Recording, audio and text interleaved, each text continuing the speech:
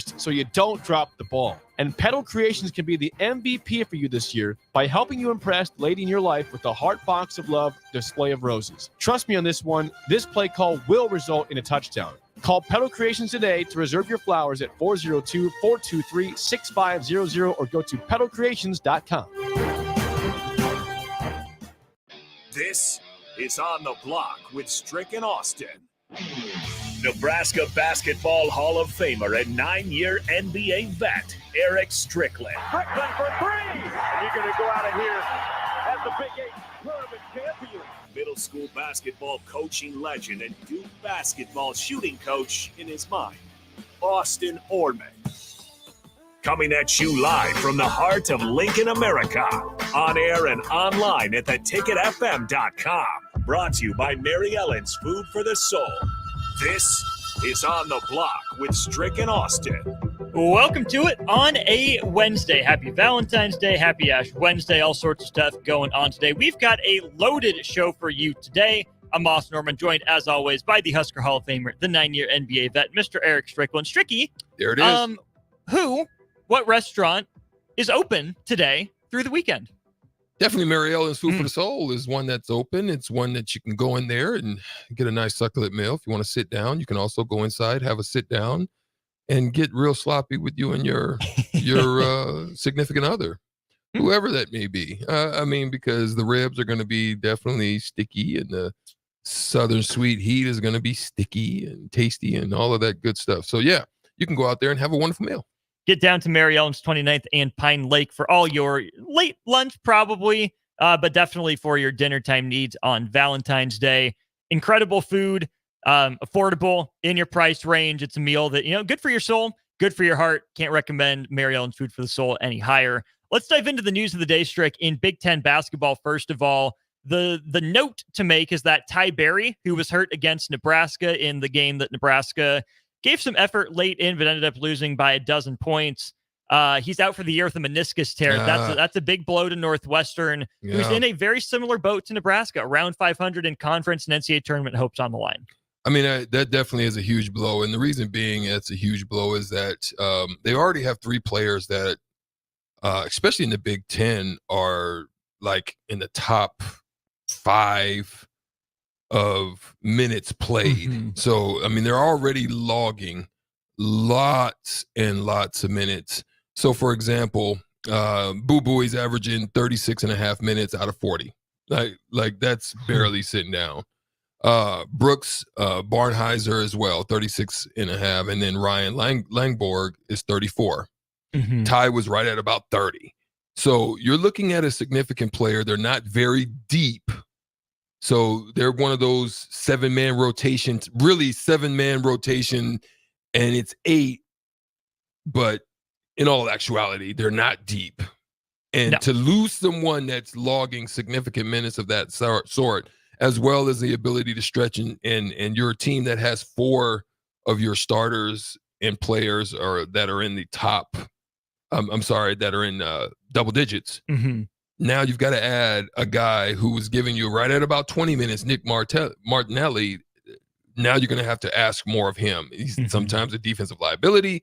Sometimes there's an advantage there. We're going to see what happens with that additional minutes that's going to be added to him. Unfortunate for Ty Bear. We wish him the best in his recovery. Yeah. That's a break for sad. Nebraska, though. Yeah. Which, you hate to view it that way, but plain and simple, it is a break for Nebraska. Especially with what they have coming down the pipe. Right. And I'm going to let you get to it. Tough stretch. Your next 2, losing this with those type of minutes, you've got not only travel, but your next 2 games is going to be 1 tomorrow and then 3 days later on the road again at Indiana. So let's see how they come out on this stretch before they come back home. But then they still got to go to Maryland. They still got to go to Michigan State. And they got Iowa at home and Minnesota. So they've got a tough stretch with those guys logging those kind of minutes. Bad news at the worst time for Northwestern. And speaking of breaks here, Strick, Ohio State parted ways with Chris Holtmann today. Pretty good tenure in Columbus, all things considered. The 2017-18 Big Ten Coach of the Year. This was his 7th season in charge of the Buckeyes. Made the tournament 4 of the previous 6. Got the Buckeyes ranked as high as number 2. They finished 3 of his 6 seasons ranked. But they really backslid the last couple of years. I think that goes back to losing a guy like Malachi Branham and some of that class 2 years ago. I think he planned on them being around for the long haul. Tough news for him, by all accounts, a good guy, pretty good college basketball coach. You kind of see the writing on the wall here these last couple of years with Ohio State, but a name being thrown around for the job, Strick, and I want your thoughts on this. Greg McDermott of Creighton, a candidate for this Ohio State coaching job. Wow. Now, let's really talk about that, right? You are the focal point of what's going on at Creighton. You're in one of the top basketball conferences. Top 2. Easy. With the Big East. You are one of the top tier teams within the Big East. There's now about to be additions. And what has been your recruiting mainstay? I would venture to say that they're sparsely big on the national stage, very big on the regional recruitment stage and the style recruitment of what they do. They recruit to a style of play. With that move to Ohio State, with additions of your USCs, your UCLAs, Washington, as well as Oregon, where you fare in that, do you want that smoke? Like that's a lot of smoke. And so in essence, you would go from a huge long tenure. To me, at Creighton, he's like Gonzaga. Mark Few. He's like Mark Few right now, right? Like there's not much you can do to hurt Greg McDermott. You go over to Ohio State and don't perform, you're looking at about 5 years, 5 or 6. And you're going to completely change that style and that culture because Ohio State does not play the same way as Creighton. I'll throw this out here too, Strick. Maybe there's something going on under the surface at Creighton that we don't know about, which would be a testament to that athletic department and Greg McDermott for keeping it pretty well under wraps. They're going to have money. Oh, yeah. I mean, that's one thing they're going to have. They're going to have resources. But, what have we found guys that are those type of coaches making that leap? It's iffy. It's been rare that guys have been able to make that leap and maintain the similar, way that they play and the wins and the mounting of those wins. I think it's dangerous to do it if I'm Greg McDermott, but it could be something that sparks a challenge and you use it as a means to reinvigorate you to want to do it at a different level. I think Ohio State is a step up from Creighton as a job given the resources, but I think it's a step down in conference. I think, like you say, you're ratcheting up the pressure on yourself, right? Yeah, there's pressure on Greg McDermott to have that final breakthrough, to take one of his better teams and get to a Final Four, right? The Creighton's never done before. But Ohio State has a fair amount of basketball tradition, right? The expectations would be high from day one. Switching gears really quick here to the women's side, Strick, Justin on the YouTube stream, thanks for chiming in, says, good afternoon. I'm calling it right now. Nebraska women's basketball gets their second win over the number 2 team in the country in the same week. Huskers at number 2 Ohio State tonight on the women's side. Are you as bold as Justin? You think the Husker women can get it done on the road? That would be so huge if they can. Now, how do they match up to Ohio State? I think it's tough. I think especially in the front court. Yeah. I think that's where Ohio State really has a dominating factor. Now, look, if you can put it together, and really be fundamentally sound. Where they're going to need to not lose is definitely at the rebound margin. If they can maintain the similar stats that they had, minimize turnovers, minimize second chance opportunities, and be solid and make shots, you never know. Could throw a nice little Yahtzee out there, They have a chance to do what the men's team hasn't all year. Win on the road, right? Follow up a big game with a big game. So best of luck to the Husker women on the road at Valley City Arena in Columbus tonight. He's Strick. I'm Austin. When we get back, we'll dive into some Husker baseball with Evan Blaine. We just heard from Coach Harvell of the Husker baseball team on the happy hour. We'll get Evan's thoughts on the schedule, some players to watch out for. And hey, if you're lucky, stick around an hour or two. We might replay that conversation that Nick and I had with Coach Harvell. But Evan Blaine of the Omaha World Herald talking some Husker baseball next. Blaine's Cover Crop is your one-stop seed shop. Call us now for spring and summer forages, CRP mixes, and fall cover crop blends. We do farm-specific consulting for practical and efficient seed blends to fit your geography and goals. With a very diverse inventory, we will tailor a blend just for you. We're also looking for contract growers, and we buy and sell rye. Find us online at plainscovercrop.com. Timeless agronomy practices paired with modern technology. East Highway 20 in Orchard and across Nebraska. Hog Wild's giant stuffed baked potatoes are anything but basic and really hit the spot when you're craving a little comfort food. Nothing is more satisfying than a Hog Wild baked potato loaded with butter, sour cream, cheddar cheese, bacon bits, and chives. Add your choice of a Hog Wild house smoked meat like pulled pork, chicken, or brisket for a little extra. Order online at GoHogWild.com. Hog Wild Pit Barbecue, 3210 Cornhusker Highway in Lincoln. But don't be late, we close at 8. A lot of people in the summertime think, gee, I want to build a new home. By the time they go through the process of sitting down, getting the permits, and getting the home started, the home isn't done until January or February. Bob Benish is the founder and president of Aspen Builders, online at aspenbuildersinc.com. I think the best time to start designing your new home is the month of February. Get an early start on it. Sit down. The snow's flying. Let's sit around the table. Let's drop some plans. When we're looking out for a homeowner, we're always keeping their budget in mind. Let's put numbers together and let's get that thing started so that the home's done in summer or fall before school starts. So now is really the time to be contacting us to get an appointment to get the job done. Make your dream a reality and call Aspen Builders at 423-6811. Online at aspenbuildersinc.com. Your dream home is waiting at Aspen Builders. Gentlemen, Valentine's Day is just around the corner. Don't be that guy running to the store for flowers and a card on your way home. Hey, Rick Heyman here from Sartor Heyman Jewelers. We have great Valentine's gifts in store now. And if you spend $99, we'll throw in a free bouquet of a dozen roses. Give her what she really wants this year and let us do the rest. Sartor Heyman Jewelers, your hometown jeweler since 1905 in Lincoln and Grand Island. Online at sartorheyman.com. 24/7 threat monitoring, expert tech support, streamlined communications. Allo has a solution for that. Protect your business with Allo Business. Comprehensive firewall security, Microsoft Teams voice-integrated communications, cybersecurity and IT support managed by experts. From productivity to peace of mind, Allo has a solution for that. Allo means business. Protect your business by visiting allofiber.com/business. A team succeeds when they work together. Banking's no different. At UBT, we're in your corner for every financial move you want to make.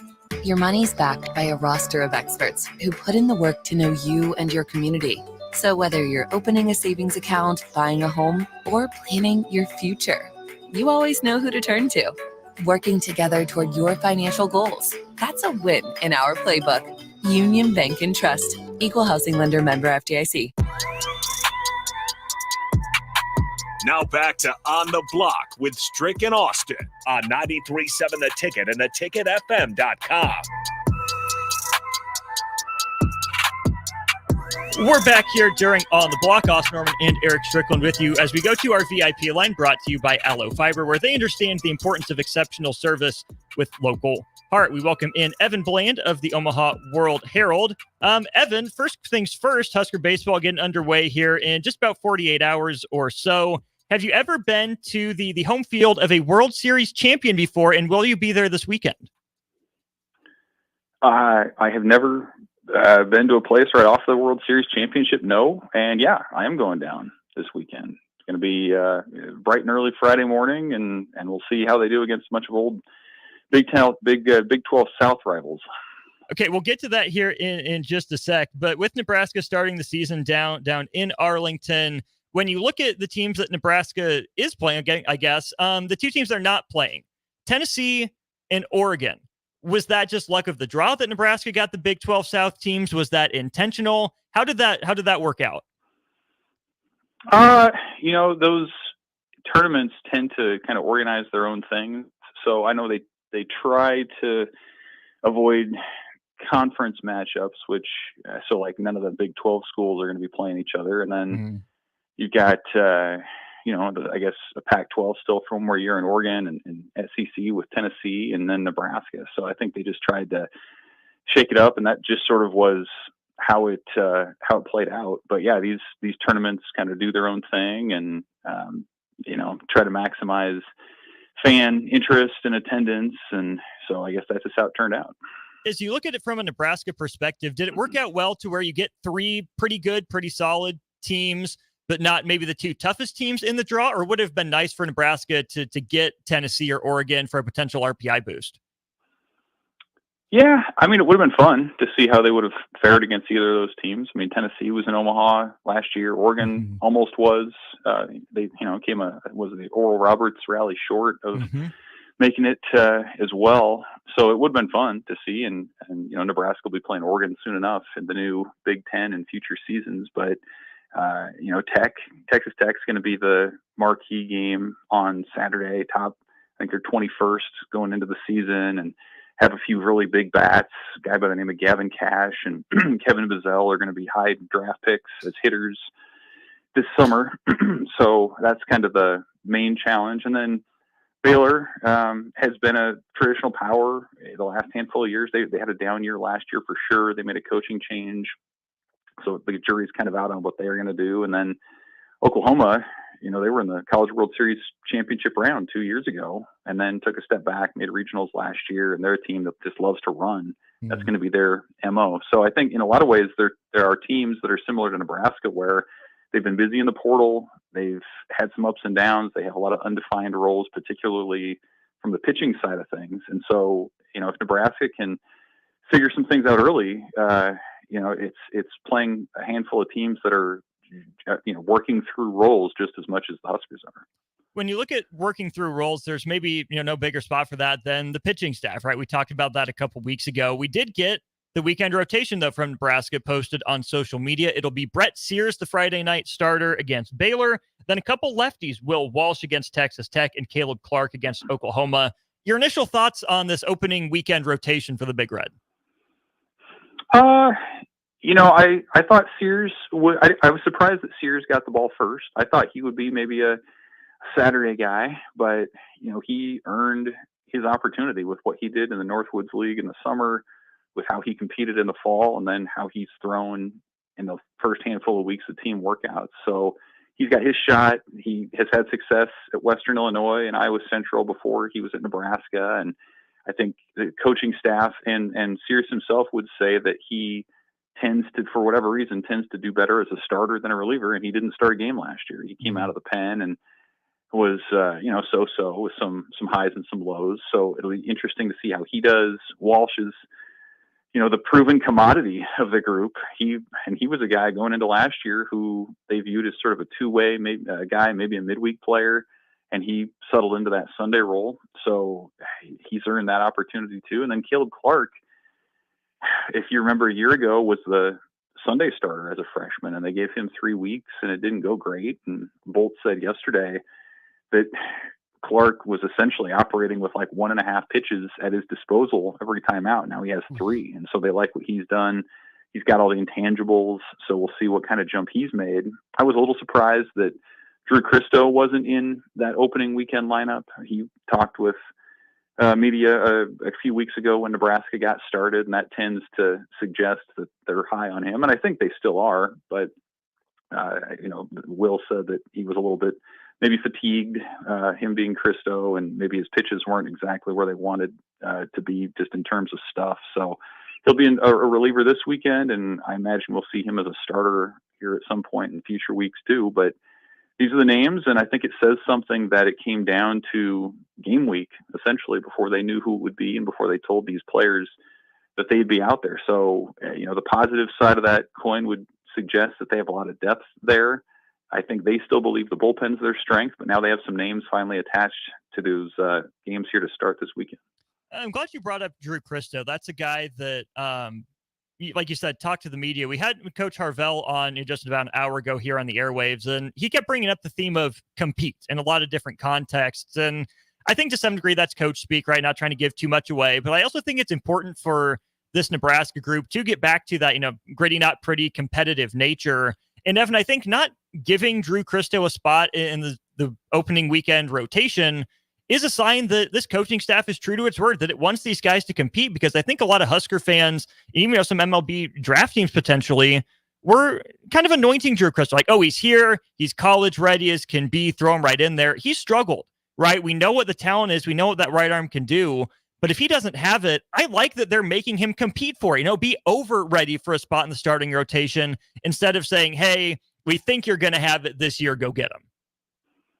Yeah, I think that's fair. And maybe he's not fully stretched out. Maybe he needed a little rest or just needed to maybe see it before jumping right in. I mean, that's certainly all possible. I do think you say the culture maybe of the team. They've always been a competitive team kind of behind the scenes, but I do think that maybe ratcheted up a little bit this off season. I mean, you think back to last fall and they scrimmaged. They essentially had little 3-game series scrimmages every week, and every time it went to 3 games. And I thought something that Christo himself said even last month was interesting, which was every time the pitchers throw this offseason, something was on the line, whether that was in live BP, whether that was in bullpen sessions, drills, scrimmages. Obviously, you weren't just going up there to throw.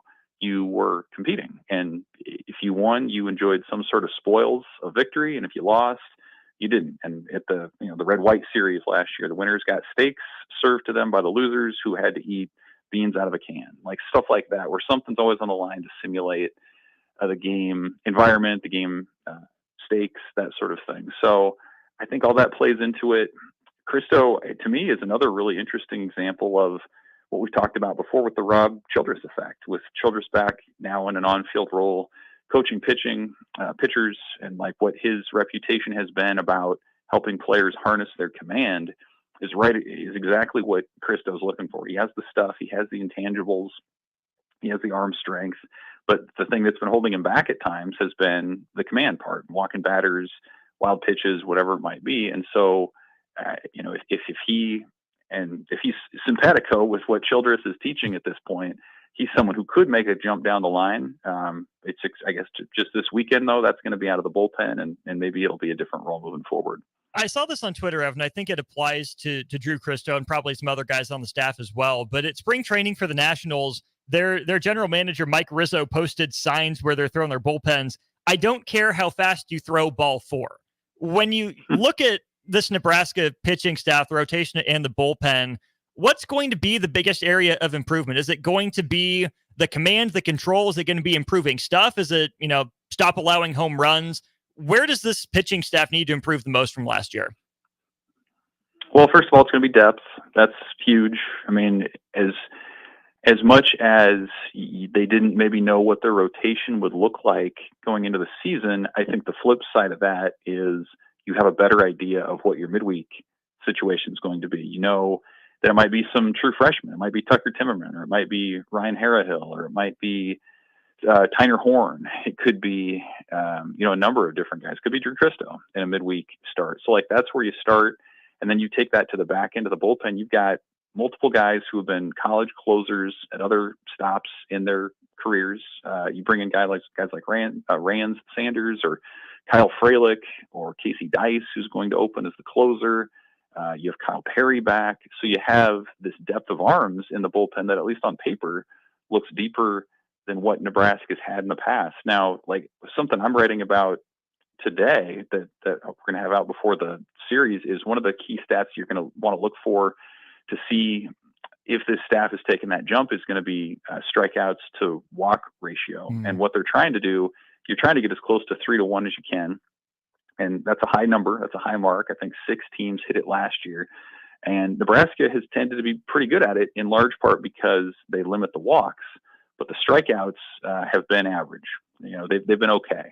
And so what Nebraska has done is they've brought in a number of pitchers who have stuff, but maybe the command is a little bit shaky. And they're banking on Rob Childress and the staff to smooth some of that stuff out. And so that's what I'm really curious about, is can guys who have had swing and miss stuff elsewhere smooth out that command? And if that's the case, and you continue to limit the walks the way that Nebraska has tended to the last few years, that's when you're talking about a top 25 staff. That's when you're talking about a real impact depth of arms, where you can move forward. And so we'll get a taste of that this weekend, I think. Certainly next weekend as they move into a 4-game series and you start testing that depth a little bit more. But that's one thing that I'll absolutely be watching for is what's your strikeout to walk ratio on the mound? Can you limit the hits to about 1 per inning and then let your defense do the rest? We're talking to Evan Bland of the Omaha World Herald here on our Allo VIP line. Evan dropped that nugget. Make sure you check out his story on omaha.com. Give him a follow on Twitter at Evan Bland, OWH. You brought up a couple guys, Evan, that D1 Baseball views as impact freshmen in Ryan Harrahill and Tucker Timmerman, a couple of righties out of the Nebraska prep ranks. But the other guy that D1 Baseball says could be an impact freshman, Case Sanderson. He's from Missouri. What do you know about him and what his role could be this year for the Huskers? Yeah, I mean, he's going to be in a timeshare at least to start at first base. He's left-handed hitting, left-handed throwing. He has come up multiple times. I'd like to ask Husker pitchers kind of who some of those guys are that they don't want to face right now. And, a couple of the responses have been, I don't want to face Case Sanderson. I mean, even though he's a freshman, he's got an advanced understanding of the strike zone. One thing that stood out that I always look for in summer stats too is like, what's your command of the strike zone in terms of walks to strikeouts? And I believe last summer he was a guy as an 18-year-old kid going up against older college pitchers who drew more walks than he struck out. I mean, that's a huge positive right there, that the guy knows what he's doing at the plate, knows what he's looking for. Obviously the power and things like that will probably come a little bit later as he matures physically, but that's somebody they like at first to share some time with Ty Stone, who's a transfer from Iowa Western. He can do some DHing. I think he played a little outfield during the Red-White series last year. So, typically if you're a freshman position player at Nebraska and you play right away, your career tends to go pretty well. So absolutely, he's probably the guy that you look for in terms of being a true freshman who could get off to a quick start. Let's take a look at the schedule here too, Evan. We mentioned the non-conference games Nebraska's playing this weekend, but pretty interesting non-con slate beyond that. 4 games with Grand Canyon, if you're with College of Charleston. You get both North and South Dakota State, Kansas and Kansas State, along with the games against Creighton. As you look at Nebraska's non-conference games, some of them midweek, some of them weekend, what are the RPI boosting opportunities and where are kind of the pitfalls and the landmines for the Huskers? Well, I think most of the teams that you just mentioned are good opportunities. I mean, typically, like what teams have kind of come to find when they're scheduling from an RPI standpoint is you want to find some of those schools from maybe smaller conferences that tend to do well in their conferences, that have good win-loss records, and then that boosts your own RPI. Obviously, if you take care of business against those teams. Grand Canyon's been a postseason team many times in recent years. College of Charleston has been a solid program as well. So if you, especially on the road, if you go as Nebraska into their places and split or win the series, that's absolutely going to be a boost. The midweek games that you mentioned, I mean, they added 2 against Kansas. They added an extra game against Kansas State. Wichita State's back on the schedule, and that's trimming down from games of the past like Omaha and South Dakota State, Northern Colorado. Those were games that were absolute RPI drains. I mean, they were really no-win situations. Even if you won those games, sometimes you would take a hit in terms of your resume. So they upgraded there. New Mexico State at home. That's a program that's been not a very good one over the last handful of years. So that's probably one still that you really want to take care of business. You still do play Omaha once. You still do have North Dakota State and teams like that from the Summit that you're going to want to take care of. But I do think they made a conscious effort to upgrade their schedule in the midweek. So now we talked about pitching depth earlier. They feel like they're better prepared to handle it. And now if they do handle it, the RPI benefits are going to be that much better. Good RPI in the non-conference. When you look at the conference schedule, Evan, Iowa, Indiana picked number 1, number 2 in the conference. We know Maryland has a lot of turnover in that program, but Nebraska gets those 3 teams at home. They go to Rutgers, who's picked 1 spot behind Nebraska at 5th. What do you make of how the Big Ten schedule shapes up for Nebraska as we get later into March and April? Yeah, it's, I think the home portion definitely is where they can make some hay, like you mentioned with Iowa and Indiana. One one number that blew me away as I was looking back on last year. They played one game at home all season, conference or non-conference, against a team that finished with a winning record, and that was Creighton that finished one game over. So they just, it was not a compelling home schedule last year. It's much more so this year with those teams that you mentioned. You always have to look in the Big Ten when you're talking about a 13-team league. That means you miss, with the way the imbalanced scheduling is, you're going to miss 4 teams every year. And so it's always notable to see who that is. And Nebraska pretty much plays the contenders, or the perceived contenders, at least at the top going into this thing. So they're going to have to earn it. They tend to play pretty well at Haymarket Park, as most teams tend to play better at home. And, again, in the Big Ten, it's not the SEC or the ACC where you have the opportunity to make statements every weekend. That Iowa series, which falls on the spring game football weekend, is going to be huge. The Indiana weekend is going to be huge. And so those are the ones where you want to obviously put your best foot forward, and then you have to take care of business and some of the other ones, some of the other series as well. And so that's just kind of how it goes in the Big Ten. And I think, that's always going to serve Nebraska well, is you're going to have to get ahead now in the non-con and then make sure you don't give that back once you head into Big Ten play. As we look at the preseason standings here, Evan, I know you've put out your Big Ten power rankings and probably will throughout the season. Nebraska, that 4th or 5th range, typically for most prognosticators, is that a sign of respect for the Huskers bouncing back, as a respect for the depth, or is that just questions about the rest of the conference and kind of knowing that Nebraska's been up there before? Yeah, it's a little bit of both. I think Iowa was the clear favorite going in with Brody Brecht and Marcus Morgan. Those are as good of a 1-2 punch as you're going to find, certainly in the Big Ten. And, it's probably a top 25 for sure, 1-2 combination in the country. Indiana brings back most of its offense, so there's a lot of proven contributors there, and they have, I think, enough on the pitching side to figure it out. And then, to me, it's sort of a drop, and you've got sort of this middle class, upper middle class below that, where you have Rutgers that's knocked on the door in recent years, Nebraska that puts as many resources into baseball as anybody in the league, that cares about the sport as much as anybody. You have Michigan that's obviously gone close to winning a national championship only a few years ago.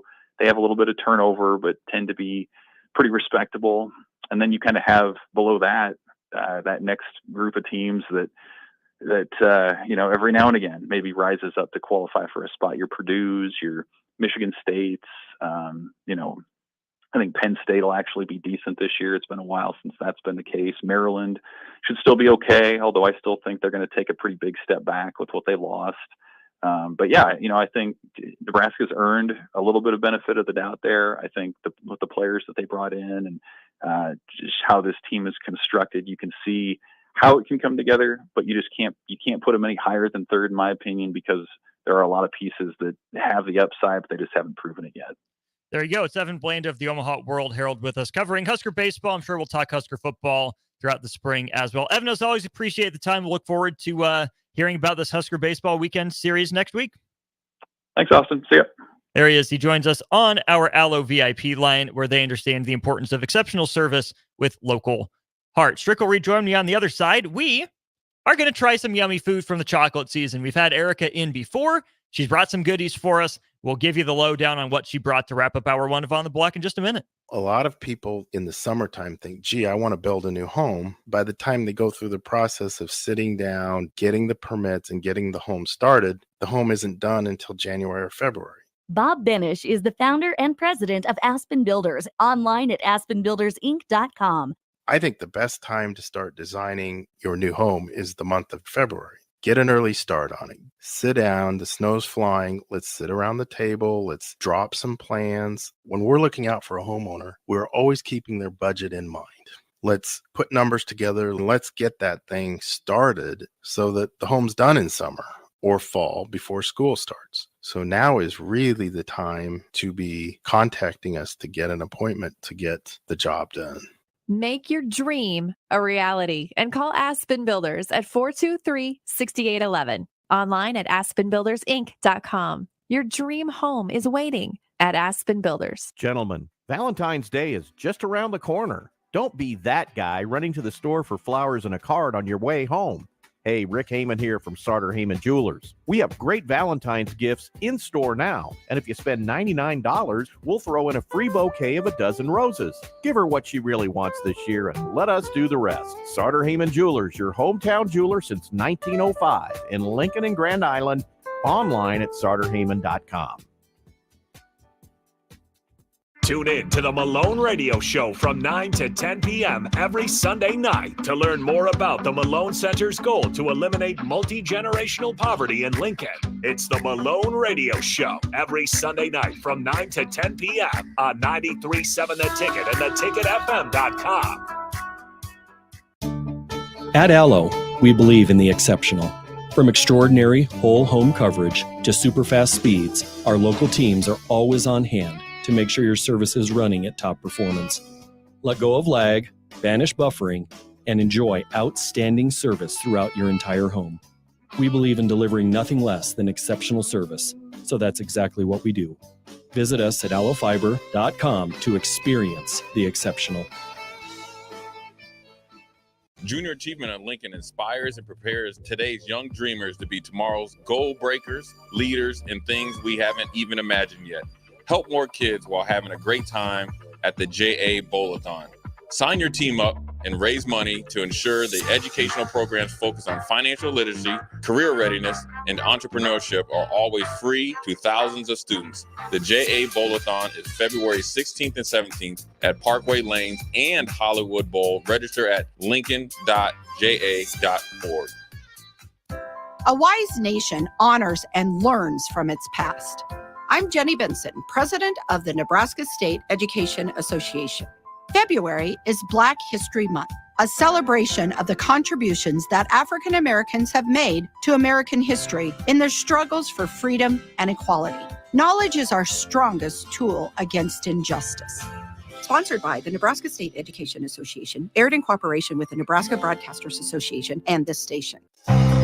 Integrated Life Choices has been inspiring opportunities for individuals with disabilities for more than 15 years in Lincoln and across Nebraska by offering a number of services. From group homes to independent living resources and job training, you'll find the support that allows people to live fulfilling lives. They're also hiring. If you're looking for a rewarding career supporting people with developmental disabilities, you can check out open positions along with learning more about services at ilc.net. Integrated Life Choices. Attention all Wings fans. 89-cent wings are back on Tuesdays at Buffalo Wings and Rings in Lincoln. Enjoy the best wings in town for boneless or traditional at a price that makes the whole family happy. And now at the Williamsburg Village Wings and Rings, you can enjoy $1.50 tall boys in Bud Light, Coors Light, Busch Light, and Michelob Ultra every day after 7 p.m. and all day on Sundays. Get to Wings and Rings today and make sure to stop by on Tuesdays for 89-cent wings. Now back to On the Block with Strick and Austin on 93.7 The Ticket and theticketfm.com. Wrapping up hour one of On the Block here on 93.7 The Ticket, theticketfm.com. It was nice that we finished up that commercial break with a Buffalo Wings and Rings spot, or at least there's one in that break, because right behind Buffalo Wings and Rings, great sponsor of Shootout with Strick, Tuesdays and Thursdays, hosted a great Super Bowl party. The 40th and Old Cheney location is home to some of our friends at the Chocolate Season. Corner 40th and Old Cheney. Erica's been in. She shared some cheesecake with us, the chocolate-covered bacon before. Now, that's the crazy one. Tell me about it, Stricky. I don't know, but I didn't have it. I didn't get any either. But I'm going to tell you, I don't think I'm a bacon connoisseur. Turkey bacon, regular bacon, the Mercado bacon. That stuff be slamming the beef bacon. But I've never chocolate covered bacon. Yeah, it's a thing apparently. Chocolate cover everything over there at the Chocolate Season. Yeah, 40th and Old Cheney. Stricky, we got some goodies in front of us here. Let's take the popcorn. Give it a shot. I'll let you have the ceremonial first bite, such as it is. Tell the people what you think about the Rocky Road chocolate covered popcorn. Rocky Road. Oh. Oh yeah, it's banging. Oh yeah, little chocolatey, little salty, little. Yeah, it's hitting right.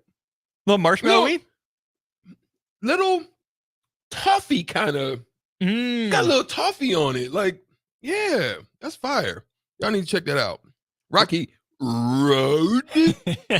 If you know, you know. If you know what that is, shout it out on the Sauter Heyman text line, 402-464-5685. When you took a bite, all of a sudden you hear Rocky Road. What was that from? What movie was that from? Holla at me if you know. I think we have. Oh, there's something else? Oh, I think I handed one to you before. did. Do you need another piece? You got it. I got it right here. I'm not sure exactly what it is. Again, ceremonial first bite. Tell me what you think, Stricky. What you got? Working with. Is it caramel like it looks like? Little salty caramel. Ooh. But it's got the bite. The caramel don't hit right away. The caramel hits in the aftermath. And it's got kind of the texture of like what's the Hershey's type? Oh, yeah. The bars. Kisses? No, the bars. Oh. The one where you break and you bite into it. Yeah. You know what I'm saying? I see you. Yeah. Yeah, it's got that kind of texture to it. It's nice. Good stuff. Okay, the last thing is a chocolate-covered potato Can't do chip. Stricky, you have to do it. Can't Come on, do man. it. Come on, my boy. Can't Come do on. it. Come on, Stricky, please. It is killing my Break mental. it in half. Just break it in half. Don't have the whole thing. My boy, it is killing my mental. Here's why it's killing my mental. Austin, it looks like a ruffle. Because it is underneath. Okay. Yeah. But I'm a chip connoisseur too. You are. Like, it is killing my mentals, right? You're about to destroy my mentals. Remember the story I told you about Thanksgiving? Yeah. When I thought it was Jell-O and I bit into it and it was cranberry sauce. Yeah. And It ruined you, from didn't that it? point on, I've never been able to eat cranberry sauce. You're about to ruin my mental, my boy. Can I pass? You cannot pass. But we're doing this together. Stricky, I love Okay. myself some Ruffles too. They have Oh, ridges. my God. On three, we'll do it together. All right. 1, 2, 3. You ruined it. You ruined it for me, my boy. I'm not going to lie.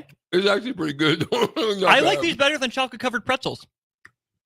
They're actually not bad. But now I'm going to bite Ruffles. Think I'm going to get a chocolatey taste to it. But it's good stuff, though. It's good stuff. You should go out there and see them, man. Check it out. I'm still chewing. Never mind me talking with my mouth full a little bit. It's tasty. Chocolate Season, 40th and Old Cheney.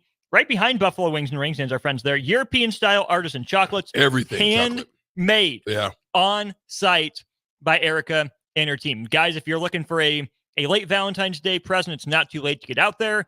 I know they have some incredible stuff still in stock. Again, the Rocky Road popcorn. See some peanut butter balls here in front of us. Maybe Stricky might have to dive into that later. We just tried the chocolate-covered potato chips. Highly recommend. And the caramel thing that, like Strick said, hits you later. Nice and smooth. Chocolate Season, 40th and Old Cheney. When we get back, we'll go over some college football rule changes that may or may not be in the works. And if you know the Rocky Road reference, let us know on the text line. 402-464-5685. Hour 2 of On the Block comes next. This is Lincoln's home for sports talk on the FM dial. Also online at theticketfm.com. On the internet, KNTK FM Firth, 93.7 The Ticket. Hog Wild's giant stuffed baked potatoes are anything but basic and really hit the spot when you're craving a little comfort food. Nothing is more satisfying than a Hog Wild baked potato loaded with butter, sour cream, cheddar cheese, bacon bits, and chives. Add your choice of a Hog Wild house-smoked meat like pulled pork, chicken, or brisket for a little extra. Order online at GoHogWild.com. Hog Wild Pit Barbecue, 3210 Cornhusker Highway in Lincoln. But don't be late, we close at 8. At Allo, we believe in the exceptional. From extraordinary whole home coverage to super fast speeds, our local teams are always on hand to make sure your service is running at top performance. Let go of lag, banish buffering, and enjoy outstanding service throughout your entire home. We believe in delivering nothing less than exceptional service, so that's exactly what we do. Visit us at allofiber.com to experience the exceptional. A wise nation honors and learns from its past. I'm Jenny Benson, president of the Nebraska State Education Association. February is Black History Month, a celebration of the contributions that African Americans have made to American history in their struggles for freedom and equality. Knowledge is our strongest tool against injustice. Sponsored by the Nebraska State Education Association, aired in cooperation with the Nebraska Broadcasters Association and this station. My dream was to work in commercial banking, but it required a college degree and I didn't have one. I found out that Doane had classes for adult learners on the Lincoln campus and online. So I earned my bachelor's degree, and 5 months later, I landed my dream job. I decided to continue my education, and now I'm working on my MBA at Doane. For me, the Doane experience has been life-changing. Load up on meat and more this winter at the Mercado by Certified Piedmontese at 84th and Havelock. This week's specials through February 20th are fresh cut ribeye for just $17.99 per pound and buy two, get one free on Montoya potato gnocchi. And don't forget about lunch on Fired Up Friday from 11 a.m. to 2 p.m. Locations at 84th and Havelock and 30th and Yankee Hill in Lincoln or 168th and Maple in Omaha. Get to the Mercado today for the best meat in town. Action Plumbing, Heating, Air, and Electric brings exciting career opportunities for you or someone you know. They are now hiring plumbers, electricians, and HVAC techs and installers to continually build their professional team.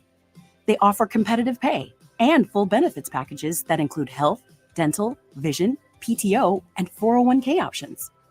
Action has created a positive team environment for over 50 years. Apply online at actionlincoln.com. Attention all Wings fans. 89-cent wings are back on Tuesdays at Buffalo Wings and Rings in Lincoln. Enjoy the best wings in town for boneless or traditional at a price that makes the whole family happy. And now at the Williamsburg Village Wings and Rings, you can enjoy $1.50 tall boys in Bud Light, Coors Light, Busch Light, and Michelob Ultra every day after 7 p.m. and all day on Sundays. Get to Wings and Rings today and make sure to stop by on Tuesdays for 89-cent wings. Hi, Sean Callahan here of HuskerOnline.com, inviting you to join us here on 93.7 The Ticket every Saturday morning now in our new time. We're on from 8 to 9 with the weekly Husker Online radio show. We'll give you the latest in recruiting. We'll talk about what's going on with both football, basketball, and we'll probably share a few stories from the inside. It's every Saturday morning right here on 93.7 The Ticket. It's the Husker Online radio show from 8 to 9 a.m. Hey, it's Chad of the Nutrition Authority inviting you to stop in and check out the all-new complete post-workout recovery, CPR. CPR is ideal for anyone who works out or competes and wants to maximize results. CPR can only be found at Nutrition Authority. Stop in today and try a free sample or visit us at mynutritionauthority.com. Where will your path take you, traveler? To seek fortune in a new career? Or on a journey to distant lands for a well-deserved vacation? Wherever you go, one distraction could spell disaster. You can change your fate, adventurer. Don't drive distracted. Paid for by the NDOT Highway Safety Office. 93.7 The Ticket, Fox, KFXL weather. Brought to you by Bryant Air Conditioning, Heating, Electrical, and Plumbing. The Lincoln forecast for today, expecting partly sunny skies and more mild weather. We'll see an afternoon high around 59. Tonight, mainly cloudy and breezy, low around 29. And tomorrow, mainly sunny skies will return, but cooler weather will too. We'll see a high around 43. I'm meteorologist Kyle Tucker for 93.7 The Ticket and theticketfm.com. This is On the Block with Strick and Austin. Nebraska Basketball Hall of Famer and 9-year NBA vet, Erick Strickland. Strickland for three! And you're going to go out of here as the Big 8 tournament champion. Middle school basketball coaching legend and Duke basketball shooting coach in his mind, Austin Orman. Coming at you live from the heart of Lincoln, America. On air and online at theticketfm.com. Brought to you by Mary Ellen's Food for the Soul. This is On the Block with Strick and Austin.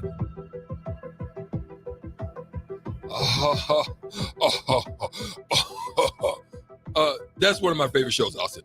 Yeah. You know who that is? It's E. Strick. It's Beavis and Butthead. It's Beavis and Butthead. Which one is it? Is it Beavis? No. I just know it is E. Strick. Butthead's the one. I can't even do it. But anyway, they're hilarious, though. Beavis and Butthead was one of the classic shows that we used to watch. But you're not on that show today. You're on the block. Austin Orman and E. Strick here once again on this Hump Day Wednesday. What's going on, my boys, friends, family, lovers, married couples? Stricky, it's Valentine's Day. They're out there, all of them. Lovers. I mean, the ones who are in love. So that's multiple. Okay. Yeah. We're having a good day here on the block today, and we hope that you're doing the same. But hey, text line was on it, by the way. Text line was on point. On point. Talk to them. They understood the Rocky Road reference. They got it. They got it. They got it. Of course they do. We're not surprised. That's our We're crew. not surprised. The crew on the block always know what's going on. They're very well informed. We appreciate you guys for your continued support here. But we're going to get into some college football adjustments, some changes, some rearrangements. And college football has made some changes that are on the way, and it's probably going to be along the lines of helmet communication. Like they're basically going similar to what the NFL is doing. They're allowing the microphones into the helmets. A lot of that was held up for some time because, you know, they didn't want people misusing it. They didn't want the Michigan Gate stuff going on, and it was a lot of stuff to it that they didn't want. But that's going to be something that they're going to allow with loud crowd noise, time issues. Now trying to minimize some of that time, speed up the game a little bit, which allowing plays to get in a little bit more faster. And then you're going to get the 2-minute rule. Why do you think those implementations why those rules are being implemented at this time? Let's start with the headset communication. It's about time. The NFL's had it for so long. It's about time that college football catches up, especially at the FBS level. FCS, if that takes some time to come along, okay, whatever, but I wouldn't be shocked to see like a North Dakota State, a South Dakota State, teams like that send guys to the next level pretty consistently if they would invest in the sort of technology to better prepare their guys for that. At least their quarterbacks and probably their middle linebackers at least, but get other guys used to playing with a guy that has the headset there. It would just be, of course, one way, right? Booth to helmet, not helmet back to booth, which is important to note. Probably a green dot on the back of the helmet like the NFL. But Strick, the reason that this is even a thing is because of the Michigan sign stealing scandal. Like it's been talked about, but it really ramped up, right? As soon as you get everything with Connor Stallions going down, the thought is that eliminating the cards on the sidelines and the hand signals will, probably not completely do away with sign stealing. There'll be plenty of teams that are slow to adapt or that use them in conjunction with the headset. Yeah. But it should cut down on sign stealing, which has always been a thing, but of course brought to light with Michigan this year. I think it's a great step too. As college basketball brings its shot clock down from 35 to 30 seconds a handful of years ago, as it adds the restricted arc like the NBA. College and the pros can have different rules. I'm fine with that. But some of these core elements, I think, should be as similar as possible. Yeah. Especially in the big money of college football. Just to say that the cost was the prohibitive factor. And college football is a big enough enterprise. Every school can afford this now. Yeah. Down to the independents and the MAC, Sun Belt, whatever. There's money in it. Sure, it'll be tighter for some than others, but I think it's a necessary, important step of kind of modernizing college football and continuing to get those players ready for the next level. And that's where I think the Dylan Raiola conversation needs to come into this, right? The odds that it's implemented for the 2024 season are slim. For 2025, though, my guess it's there. If they get it in place by 2024, great. More power to them for doing that. I love this for young quarterbacks. I think this accelerates that learning curve. It takes more off their plate, right? There's maybe less remembering of a play. You can say it as your coach is going through it. He can give you, the hot read. Hey, this is the play call. This is what it looks like from up here. Here's what's hot. Here's what's not. Here's your guy. That was going to be my next question to you is, how can that be used? Is it a mechanism that must be stopped before the play? Or is it something that as they're observing and you're sitting and you're going through your reads? Because I remember the times that Jeff Sims stood there and he looked oblivious, to what he was seeing. Like, is this something that, from that height that you can say, okay, look, you might have a Mike blitz here, be on the lookout, for this, that, and then they could possibly jump into that. will it enhance the game doing that, or do you think it's a kind of a cheat code? Well, in the NFL, at least, they cut it off. The communication stops. I think it's at 20 seconds, maybe 25 seconds left on the play clock. So it's not like you can talk to your guy right up to the snap.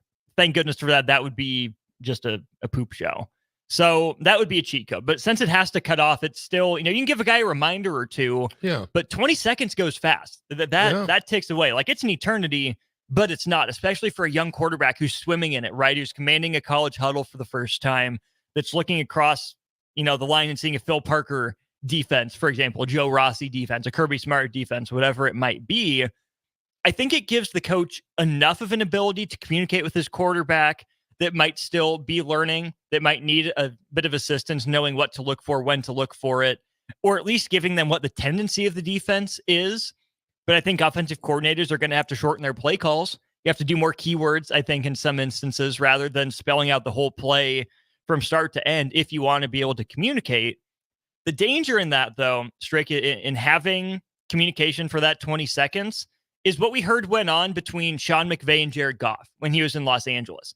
Sean McVay didn't fully trust Jared Goff. He was basically holding his hand up to the snap. And this is where I think the Marcus Satterfield role, again, as the offensive coordinator, he'll be the one on the headset with Dylan Raiola, presumably, or Harburg or Kalen, whoever it is. Marcus Satterfield has to strike that right balance of, what does his gut tell him? Does he think Dylan is ready for what he sees from up above? He's like, hey, watch out for this. I don't know if we got to this during the week. They like to do this in this situation. Watch out for the will. Watch out for the stunt in this situation, right? But then you go into that Sean McVay, Jared Goff territory where you're holding your quarterback's hand and maybe holding him back to some degree, right? You've kept the training wheels on. He's still on the leash instead of being allowed to run free. So I hope Marcus Satterfield gets a good sense of what Dylan Raiola or whoever the starting quarterback is capable of early on, and doesn't hold him back by trying to give him too much information and not let him do any of the critical thinking and processing for himself. Well, those are never good things, to be overloaded and just a mass dump of information that just falls on you. But there's two other things that I would like to discuss when I talk about that. One being that when you look at the college landscape of football, let me get to this one first, because you had mentioned something about the clock.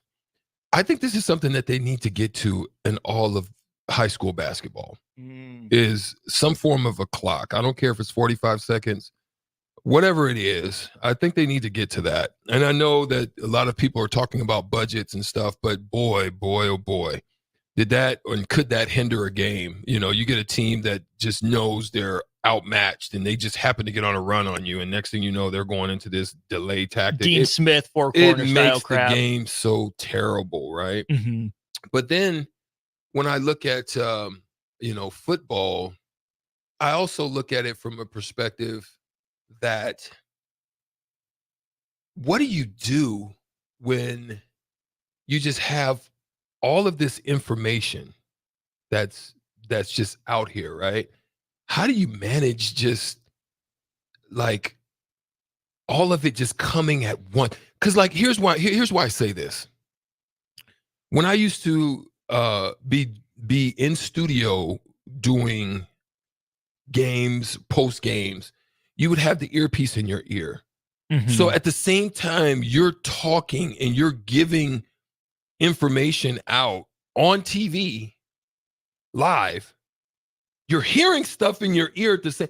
It's a weird thing that you really have to get used to. Do you understand what I'm saying? Oh yeah, there's some of that in radio production, right? Sometimes you can have two channels, right? You have someone talking and you can hear what's going over air, and that's where, for me, striking the quarterback position, arm strength, arm talent, obviously necessary. How the footwork goes, important.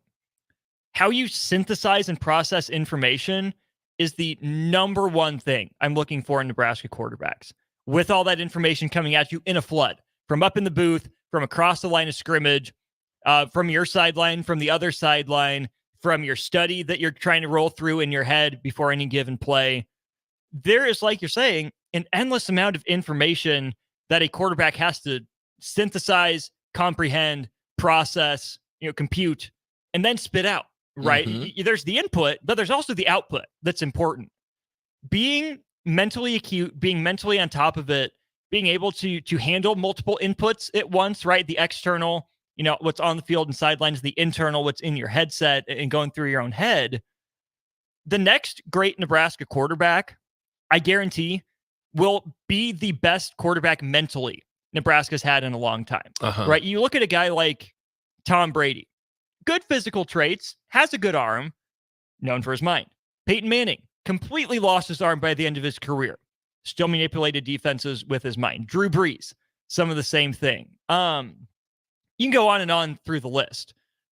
More so than anything, you can get away with not having your fastball on any given play if you can manipulate the defense, if you can understand patterns, recognize them quickly, and identify how to attack them. That's the quarterback's job. It's not the offensive coordinator's job.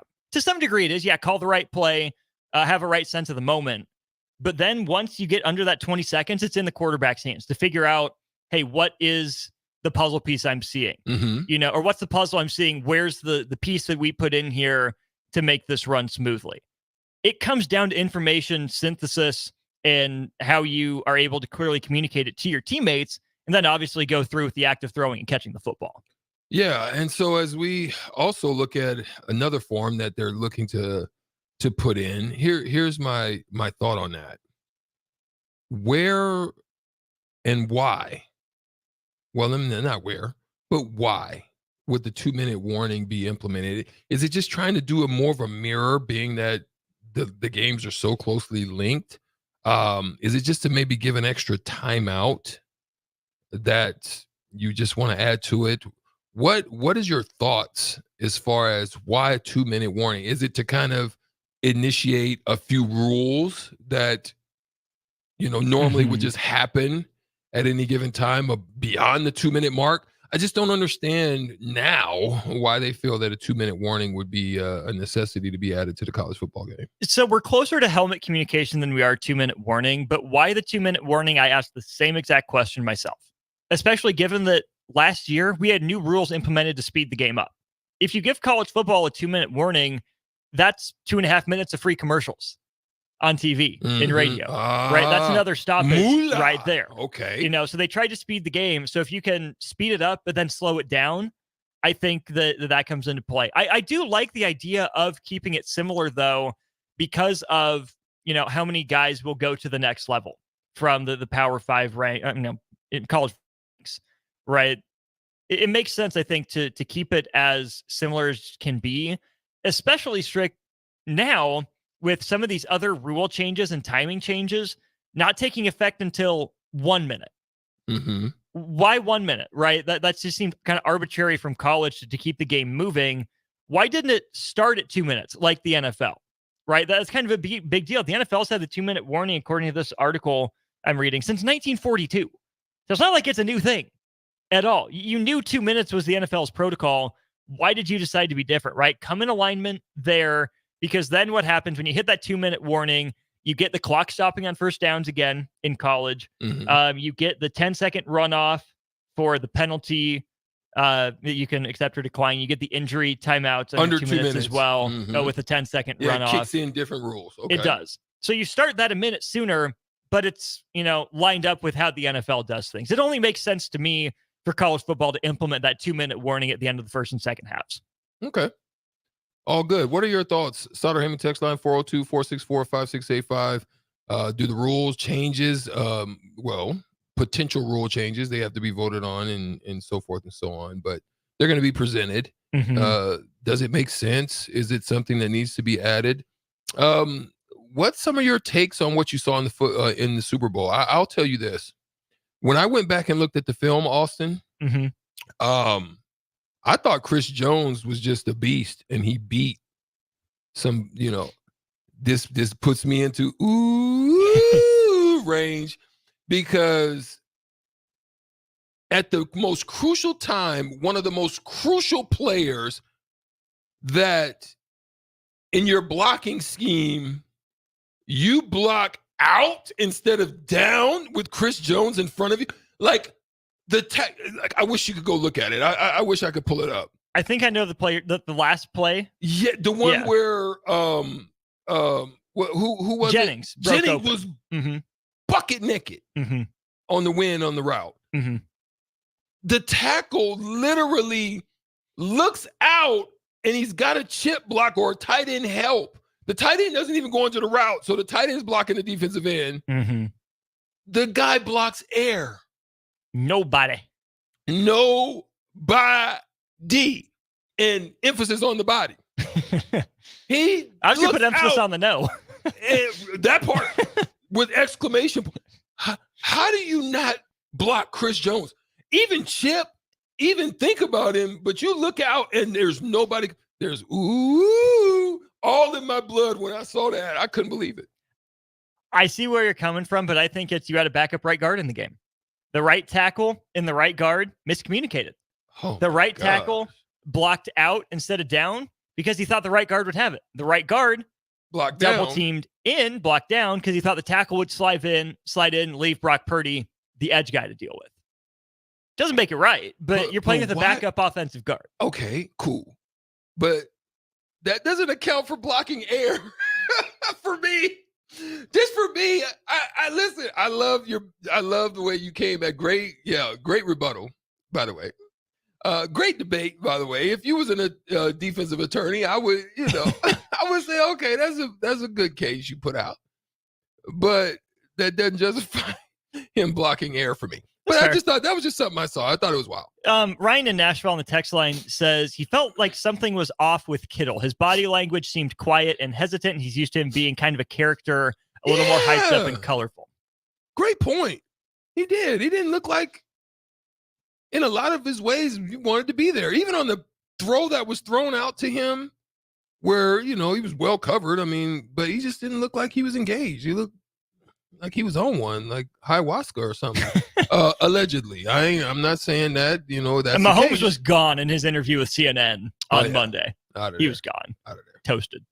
Yeah, still keep your prayers and thoughts with those down there. Yeah, you hate that, that you're celebrating a beautiful time and moment, a legacy that has been bred and born, and the next thing you know, just, these type of situations kind of happen. It's sad, but hope those that were affected in any way are well and are able to come through. And you hate that they're not able to celebrate their wonderful time, sending people home. And so continue shout out to them, but they got a lot of other things on their mind with a lot of free agency. A lot of teams are still going to become and get active. What teams are in need of. I mean, there may be a time we get down to that. What teams, coming after the season or out of the season will be looking to do some things or make some moves, or what type of draft would they be looking towards potentially. So we may get into that. I don't know. We'll see. I don't know. I'm not going to be here. It's going to be some time but it may be something we dig into. For sure. He's Strick. I'm Austin. When we get back, we'll hear from Nebraska baseball assistant coach Lance Harvell. Nick and I sat down with him on the happy hour. Great conversation with the coach. We'll replay it for you in case you missed it when we get back here during On the Block. Integrated Life Choices has been inspiring opportunities for individuals with disabilities for more than 15 years in Lincoln and across Nebraska by offering a number of services. From group homes to independent living resources and job training, you'll find the support that allows people to live fulfilling lives. They're also hiring. If you're looking for a rewarding career supporting people with developmental disabilities, you can check out open positions along with learning more about services at ilc.net. Integrated Life Choices. My dream was to work in commercial banking, but it required a college degree and I didn't have one. I found out that Doane had classes for adult learners on the Lincoln campus and online. So I earned my bachelor's degree, and 5 months later, I landed my dream job. I decided to continue my education, and now I'm working on my MBA at Doane. For me, the Doane experience has been life-changing. Erick Services takes this time to wish everyone a happy Valentine's Day. They encourage those who go out to make smart decisions behind the wheel or plan accordingly to have someone lined up for a safe ride home. This important message comes to you from Bart and the folks at Erick Services, your vending specialist here in Lincoln. Their quality service and expertise has earned them a fine reputation. That's Erick Services, on the air because they care.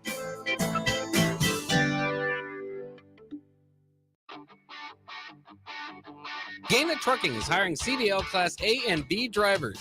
Gaina Trucking guarantees a 40-hour work week year-round. And their strong team culture makes it not a job, but a career. Gaina Trucking offers health, vision, and dental insurance, 401k with company match, an employee assistance program, and other bonus programs. Build a better career today with great team culture at Gaina Trucking. Learn more and apply today at GainaTrucking.com. Hey, it's Chad with the Nutrition Authority, inviting you to stop in and check out the all-new complete post-workout recovery, CPR. CPR is ideal for anyone who works out or competes and wants to maximize results. CPR can only be found at Nutrition Authority. Stop in today and try a free sample or visit us at mynutritionauthority.com. Action Plumbing, Heating, Air, and Electric is the call I make when I have a need for plumbing services. Whether it's for my home or office, if I need a repair to a water heater, softener, or even my garbage disposal, I know I can count on Action to help. In one simple call, their amazing customer service team promptly schedules a service call, often getting to my needs within a day. Action delivers honest quality services we can count on. To learn more, visit actionlincoln.com.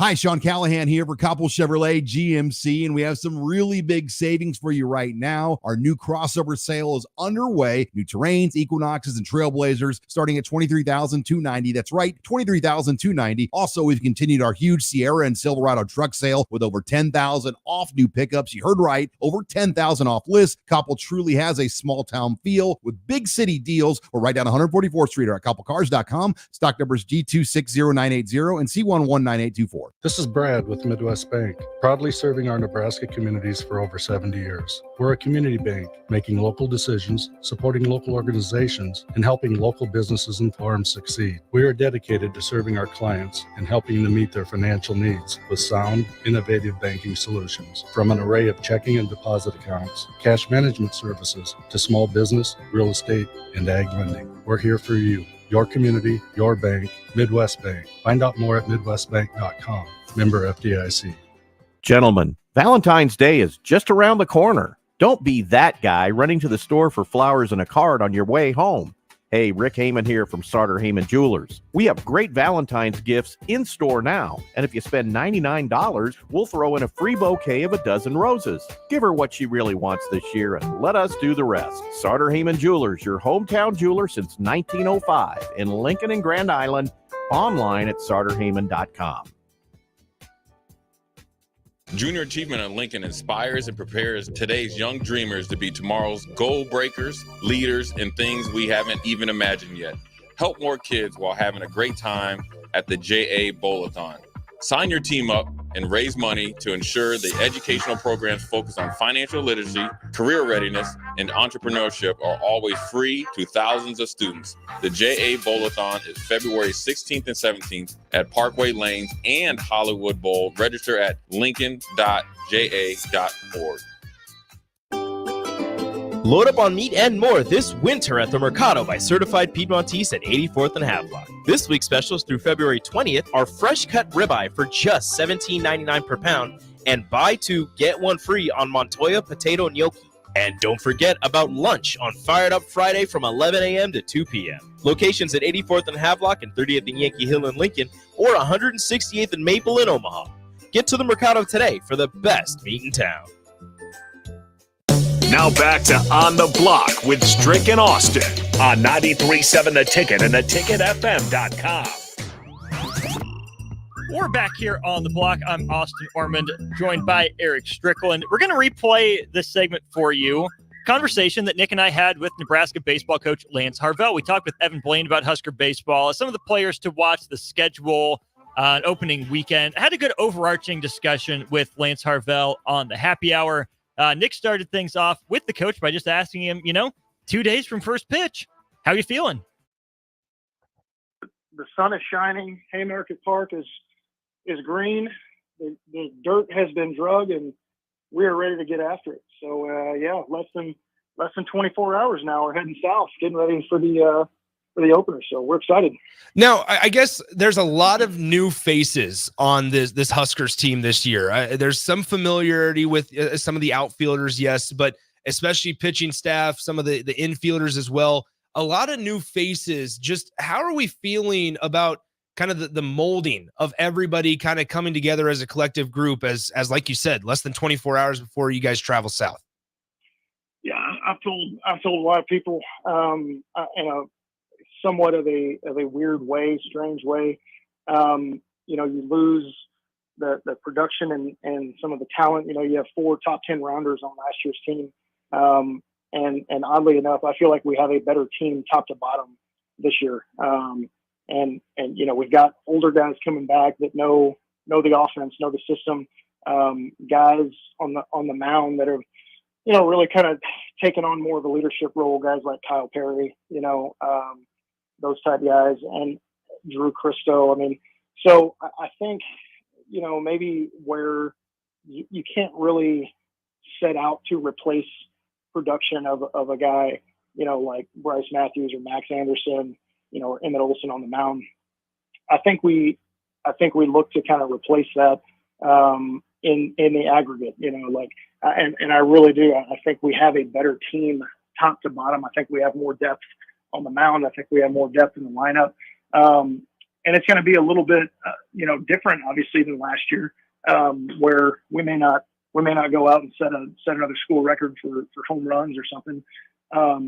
But I think we'll, just in terms of being more dynamic, and using some small ball, stealing bases, those kind of things, in addition to some of the power. And that's kind of more our style. I think that's more of the style of offense that I like to run, putting pressure on the defense, forcing them to make plays, kind of speeding them up a little bit.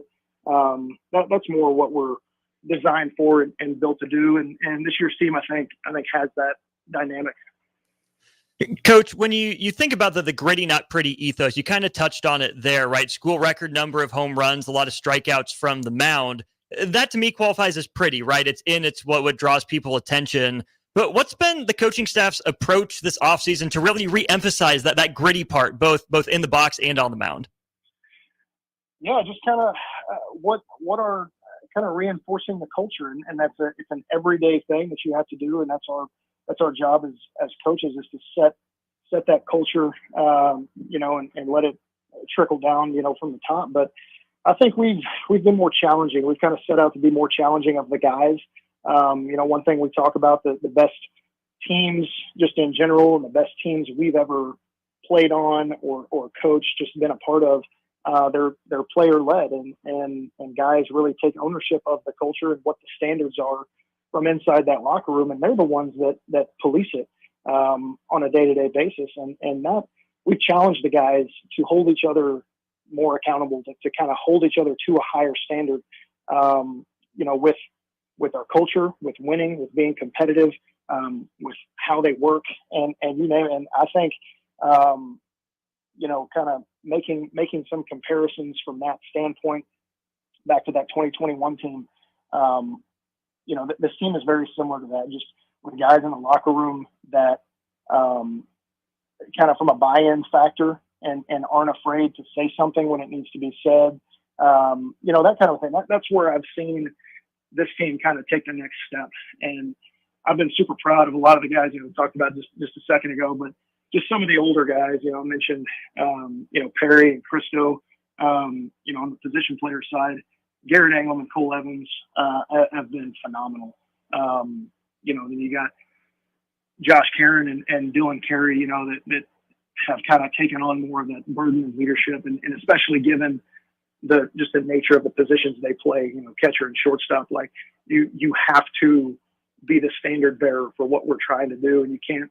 Those guys know, like, I can't take a day off, can't take a pitch off, can't take a rep off, because all eyes are on me, and they've done a phenomenal job of owning that and really embracing it, not running away from it. We're speaking to Husker baseball assistant Lance Harvell. He also handles the recruiting coordinator for Husker baseball. And I mentioned that last part because you mentioned the 4 guys that got drafted in the top 10. How big of a feather in your cap is it for the entire coaching staff and program when you can go talk to a JUCO guy or even just a high school guy and say, look at the development of these guys in the recent years that have now moved on to the majors and into professional ball. How big of a feather in your cap is it that you guys have the ability to say that when talking to a recruit or a potential future Husker? Yeah, that's big, because that's what we hang our hat on, and that's basically all that we talk about in the recruiting process. Is you're going to come here and you're going to get better from the time you step foot on campus until the time you leave. It's our job to make sure we're getting the most out of you, and that you get better, and kind of selling the resources and the facilities and the people that we have here, kind of back that up. And then when you can put some names and faces to that and kind of point to those things, it goes a long way. And now, having said that, I'd much rather have that feather in my cap of, conference champion, regional champion, super regional host, College World Series. That I'd like those feathers a little bit, and so we're kind of working towards that. But no, to your point, like it's big, because you get guys that maybe are from like Texas is a kind of a hotbed for us. We've got a lot of ties to Texas, and to get guys to come out of state like that, and to come anywhere from 9 to 12 hours away from home, or if they're coming from Florida or California or wherever it is, you got to give them a good reason. Just to put it in very simple terms, you got to give them a good reason to come here. And when guys can see that the path to making it to the big leagues, the path to professional baseball is a real possibility, and there's been multiple guys that have come before them and made that a possibility. It's big, and it's a pretty big selling point for us. Coach, when you look at your role as recruiting coordinator too, it seemed like there was a pretty heavy focus on the JUCO ranks this offseason. What went into the decision behind that approach? Well, a lot of that has to do with just kind of what our, a lot of our backgrounds. Like our entire coaching staff, we're all former JUCO guys, either played junior college or coached in junior college or did both. And so we have a lot of ties with, coaches and guys, in junior college baseball, number one. So that's always kind of been a well that we dipped into, and it just kind of fits what we want to do anyway. Just again, going back to the culture thing, from a gritty versus pretty, there's something about junior college baseball. If you've been through it, you know that life and what it's about. It's you number one, you got to have a passion to play baseball, and you gotta grind, because those guys, they're playing all the time. They probably play 30 games in the fall, and then another 60 in the spring and in the summer, and so there's a lot of development from that point. But those guys are tough. They're playing double headers, every time out. So kind of what you're getting from that standpoint. And the other side is just kind of some learning, I think, with how to navigate the transfer portal. Everybody obviously knows that's how that has changed college athletics in general, but from a recruiting standpoint, I think we've had some success in the portal, but more often than not, you're kind of chasing your tail a little bit at times. And so we just kind of sat back and reevaluated what we were going after and what we were doing. And just, we realized we have much more success getting the same type of player out of the JUCO ranks than we do in the portal, and so if you can get the same type player at, that fits your culture maybe a little bit better, or that you have a pretty good idea that what you're getting, why not go after that? And so it just made more sense to us to maybe put a little more emphasis in the JUCO ranks. And so that's kind of what we did. And we went out and we signed the number one JUCO class in the country. And we've seen, I think people will see those guys sprinkled in here, starting Friday, in the lineup and on the mound. And so it's kind of a layered answer there for you, or some reasoning, but those two things are really what it boiled down to with the JUCO guys. We're speaking to Husker baseball assistant Lance Harvell. Coach, you mentioned the coaching staff and you guys as that team, a lot of history there.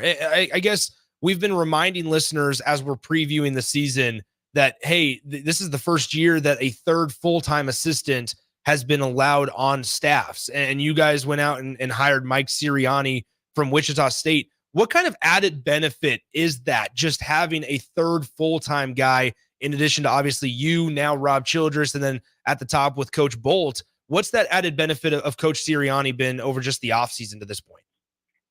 Yeah, well, yeah, as people know, I mean, we've had the volunteer assistant, in place. So we've always had that guy on staff. And now we have the ability to pay that guy. And so the way that it worked out just from a timing standpoint, with Danny Marcuzzo being here for, the whole time that we've been here, and him, kind of ready to kind of spread his wings as a coach and go run an offense on his own. It kind of just worked out with the timing of the new rule and everything that, he was looking to go do that and take on some more ownership somewhere else. And Siri's a guy that we have a lot of history with. His older brother played here, pitched here for Coach Childress, and was teammates with Coach Bolt for a year back in the late 90s. And I worked with him for 5 years before I came here down at Sam Houston State. So we've all, just with the family and knowing Mike as well, it was just kind of a natural fit. And then again, from a timing standpoint, it's kind of one of those things. It's funny how things work out, where everything kind of fell into place. They have a coaching change there at Wichita State, so he was looking for something, and it was just kind of like, hey, we all go back a long way. We know, again, kind of like with the JUCO guys, just like with recruiting, it's the same type deal, right? It's like, you have a guy that immediately fits in from the minute he gets here, and so there's just from the coaching staff meshing, and from just kind of a like-minded type coach that also brings some new ideas and new things that you want to do. It's from a kind of some fresh blood type deal. But him being at Wichita State, being from Iowa, and having coached Iowa Western, and being a scout in the area previously, he knows the Midwest. He knows the footprint that we're recruiting like the back of his hand. And so it's been just a huge, boost for us in all phases. And so now, instead of, recruiting the same guys and fighting over the same players, now we're all on the same side, and now we can start just reeling them in here. So he's been awesome, and Siri's a great dude. Like I said, he's a baseball guy, and it's been awesome to have him so far. Coach, couple more before we let you go. We're speaking to Coach Lance Harvell, Husker baseball assistant, as they get ready for the Shriner Showdown this weekend out in Texas. Now, you've mentioned throughout multiple times, whether it's bringing guys, giving them a reason to come to Nebraska, whether it's recruiting the Midwest, or just now this day and age of baseball, I always love to ask coaches their viewpoints on analytics, because you hear so much about launch angle and exit velocity and bat on ball percentage and quality ABs, like all of those analytical sides. They're creeping into other sports, yes, on like fourth down conversions and stuff, but it's really centered in baseball, and there's a lot of analytics in the game. With your guys' approach as a staff, how much do you guys read into analytics, but then also just go out and be a ball player? Yeah, I believe, and I think we all believe, you got to kind of have a combination of the two. I mean, we look into a lot of analytics when we're doing scouting reports and, getting ready for this weekend. Obviously, it's been pretty busy around here. We've changed a few ink cartridges in the old printer just with playing 3 different teams on the weekend. So you look into a lot of things, just getting ready to scout other teams' pitchers and hitters, and where you're going to play them defensively, and what you can expect on the mound from guys. I mean, we've got pitching machines set up in the cages right now, mimicking what we're going to face on Friday night, with Baylor. We've got, the exact spin rate and velocity of the fastball, and the same thing with the guy's slider and all of that. And so we can use that kind of stuff. We've got, virtual reality headsets where we can pull up game footage of the guy, and guys can go step into the metaverse, into the batter's box there, and face him and get at bats and see his pitches and see his delivery and his arm action and all that before we ever even, step foot down there in Global Life. And so that kind of stuff is big. It's taken over the game, but at the same time, the way that, like, we use that stuff, a lot of it is for the coaches. The way that we actually train the guys, probably 80% of the time, is to just go compete. When it comes down to it, the guy's going to throw the ball over the plate. He's got a fastball, he's got a slider, he's got a changeup. We're going to give you like a good approach to take against the guy. But when the rubber meets the road, you got to step in the box and compete. You got to toe that rubber and just out-compete the guy. And that, again, just kind of what I hope people see, the way that we've been working, the way that we've played all fall in the last month here, leading up to the season. As a coach, you just want that stuff to show up on game day. And that's what we really emphasize is we're going to train a certain way. We're going to work a certain way. We're going to make things hard so that when you get to the game, it's maybe a little bit easier. There's nothing you haven't seen, nothing you haven't done. The game's going to slow down for you, and you can just worry about going and competing and playing as fast and as hard and as loose as you possibly can. Like, just let it go shine on game day, and that's kind of how we kind of approach it. So you got to kind of have the two things, are kind of the new school and the old school. I mean, the very first thing we did with this team in the fall, we took a little bit different approach. Before we ever picked up, a bat or a ball or did anything even remotely related to baseball, the first week of skill instruction, we did nothing but compete. And me and Siri and Coach Bolt, we just sat around coming up with different types of competitions that we could do, like you name it, whatever it is. And we did 7 days of competitions. We split them into teams, and they just went at it for 7 days. And they didn't know what was coming. They just knew, all right, we just got to show up at 2:30, and we're competing at something. We don't know what it is. They're going to throw something at us. It might be crazy, or it could be the most simple thing you've ever heard in your life. We just got to show up and compete. And that was the tone we set with this team, from the get-go. And that's what we've seen. And now you start to mix in, okay, now we can, we've got some advanced analytics and things like that we can mix in, so we can be a little bit smarter. But at the end of the day, it is all about just competing. Coach, I know you have the good facilities and all the technology for the analytics. I think the Royals were up here within the last few years at your facilities, which is pretty cool as a Royals fan. But with Coach Childress being on staff, baseball lifer, been around the block a few times, how is he taken to the analytics? Is he one of those, old school baseball guys, or how is he, molded his old school baseball approach with some of the numbers that you guys are able to provide?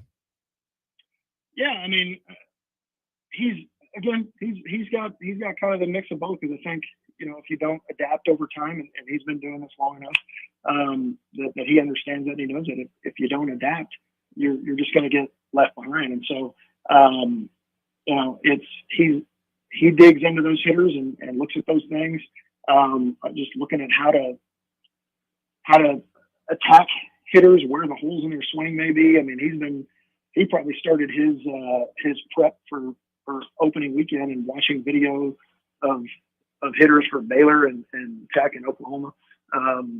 This, probably weeks ago, just kind of, looking at that and looking at, all right, here's the best pitching matchups, and here's who we're going to start here. And then the next guy that's going to get the ball is this guy, because this is the best matchup for these guys. If we get to this guy in the order, then we're going to go to this guy out of the bullpen. And so, that kind of stuff goes a long way. But again, he's still got that. He hasn't forgotten who he is or where he came from, and the pitchers know.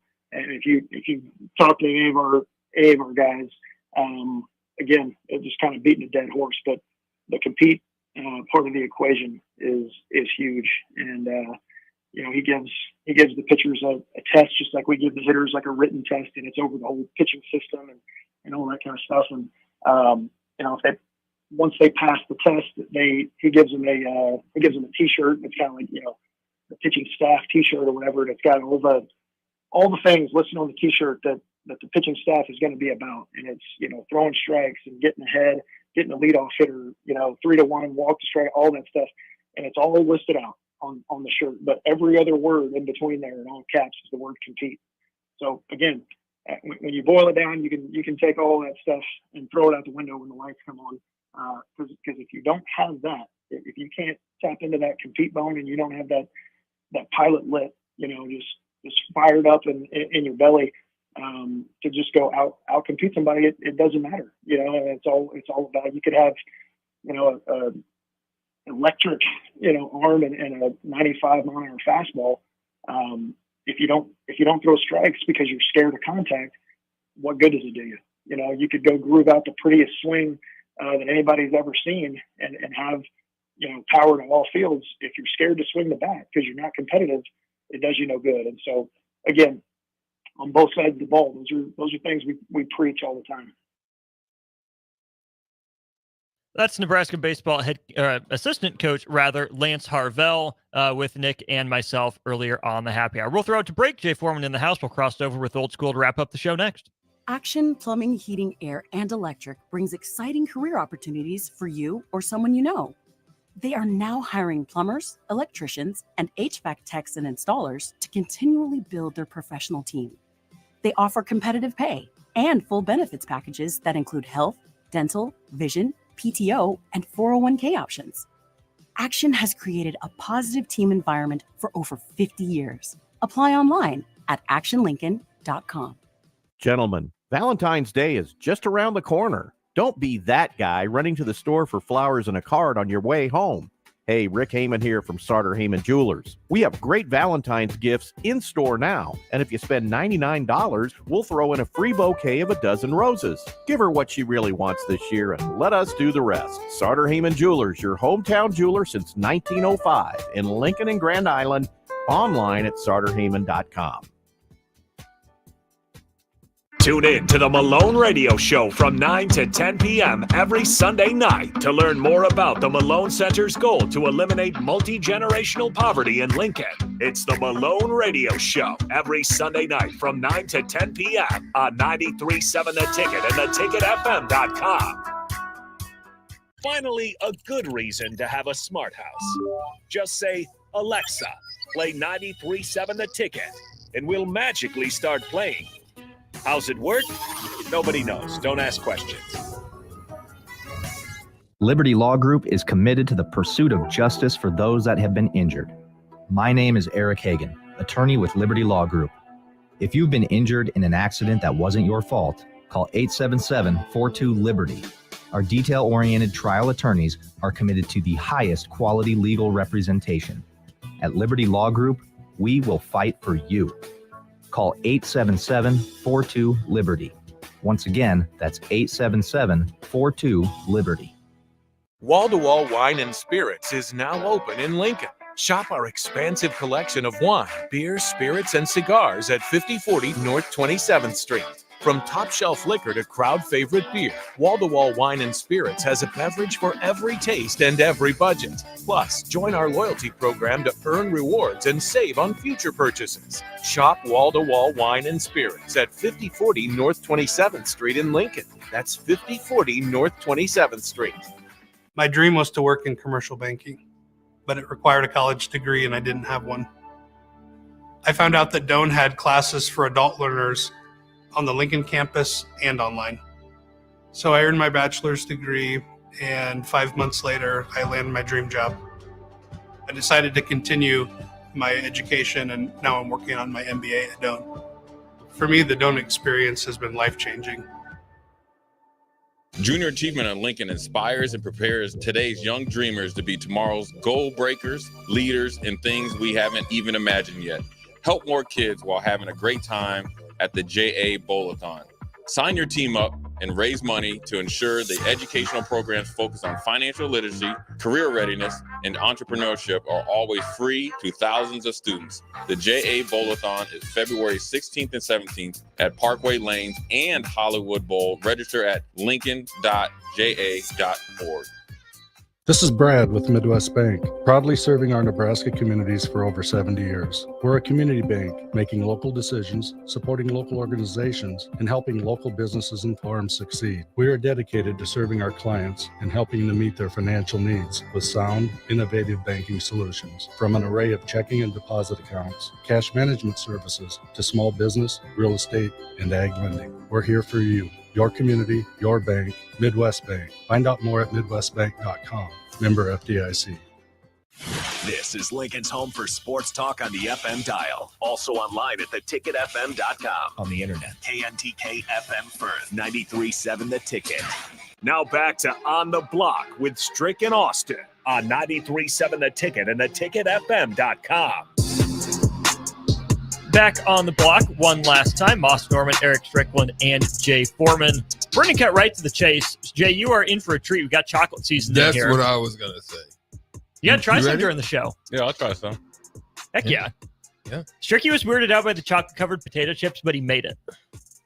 It passed your test? It actually passed. But pleasant surprise? It was I was worried, bro. Like I saw the ruffles. I thought it was gonna mess up my chip flow, bro. Yeah, mess up your taste buds the rest of the evening. The rest of them ever for chips. Like I look at all I could think about if I looked at a ruffle from now on is like that taste. Well, they but stepped no, it up. It was good. They did. So look forward to that throughout old school. The one thing I think we'll touch on here, Jay, we got a text from someone, I think it was Ryan in Nashville on the text line, who Stricky and I kind of alluded to this. We want your take on it. George Kittle in the Super Bowl. Was he off mentally? Was it something the Chiefs did to scheme him out of the game? Why was he such a non-factor? Well, I mean, look, you know, there's probably ways that, you know, he could tell you that he was open. He just looked like he was off. I mean, it's hard, you know, when you're not in that type of scheme, and they were playing a lot of tight man, and they have multitude and different bodies that can guard him, right? They got like Drew Tranquil that can guard him. They have you know, Bolton can guard him, and then they have a lot of kind of safety slot corners that can, you know, take away from him. And so Kansas City was up in San Francisco's face, in Ayuk's face. They were definitely getting after Debo. They were definitely testing their manhood, and they saw something from what Baltimore did. And Baltimore generally is a you know, zone type of, but they ran a lot of man, you know, against San Francisco. They beat them up. Why? Is because with a quarterback like Brock Purdy, who I still think is definitely a top like 14 quarterback for sure. So and I think he's ascending. But when you're in that type of play action type of where he's throwing the spots all the time, the jamming them up, even if you're in zone, right? Because Kansas City did run a fair amount of zone. Will take them off the rhythm, and it would eliminate somebody like George Kittle. I think sometimes with San Francisco, and we'll talk about this a little bit, because, you know, I don't know if you just saw it, across the wire, they just fired Steve Wilkes, the defensive coordinator. And this is where I'm huge on player accountability. Okay, you're professionals. Okay, you have a defensive end that's probably the highest paid defensive lineman in the league, Bosa. Chase Young, who was a top 2 or 3 pick and is extremely well paid. He gave up quite a bit to trade for him. Right, and then you got Armstead, and then you got Hargrove. All of them are paid in probably top 5 in their position. Two, you know, Greenlaw got hurt. That's unfortunate, and I think that really played it into the game. But Fred Warner is probably the best inside guy.